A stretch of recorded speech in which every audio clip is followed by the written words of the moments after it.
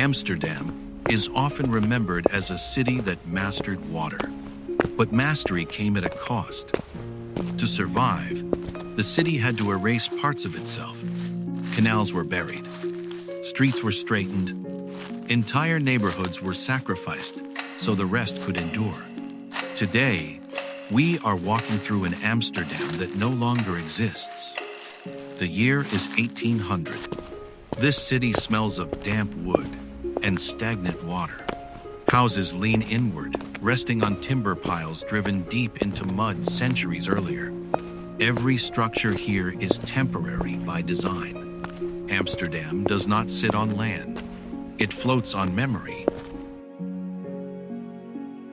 We begin near the old Haarlemmer Poort. Once a defensive gate, later a customs checkpoint. Merchants passed beneath its arches carrying grain, cloth, and colonial goods. The gate controlled what entered the city and who was allowed to profit from it. By the mid-19th century, it was gone. The city no longer needed walls.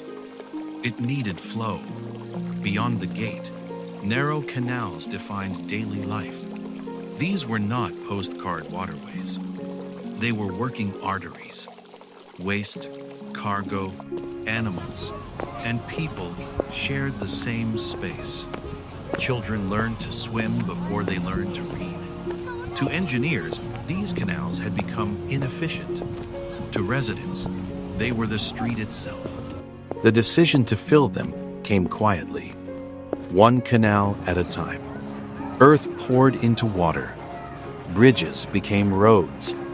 Reflections disappeared. The city gained stability, but it lost depth. Here stood the Botermarkt, a market for butter, cheese, and survival. Farmers arrived before dawn.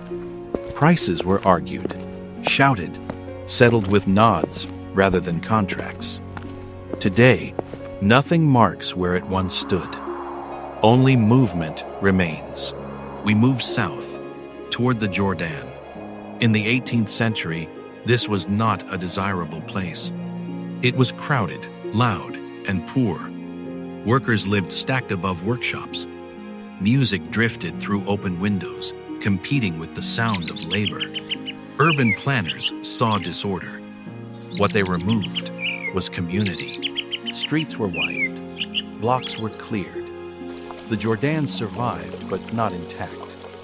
Its original density was thinned, reshaped, sanitized. The city did not destroy it completely. It edited it. Near the Amstel stood rows of timber warehouses. Their facades were plain. Their contents were not. Spices, sugar, tobacco wealth extracted from elsewhere and stored here in silence. When shipping modernized, these buildings became obsolete. They vanished without ceremony. Amsterdam rarely demolishes with drama. It replaces, slowly, deliberately. A building disappears, and another stands where it once cast its shadow. The city remembers function, not form. Beneath modern roads lie canals that still exist, sealed, dark, and forgotten. Water that once carried voices now carries nothing at all. This is not ruin. It is erasure without spectacle. Progress here was not violent. It was administrative, measured, signed into existence with maps and permits. The past did not collapse. It was quietly removed. This reconstruction is not about loss alone. It is about balance. Amsterdam survived because it changed. But survival always leaves ghosts. They remain beneath the streets, waiting for someone to notice the absence.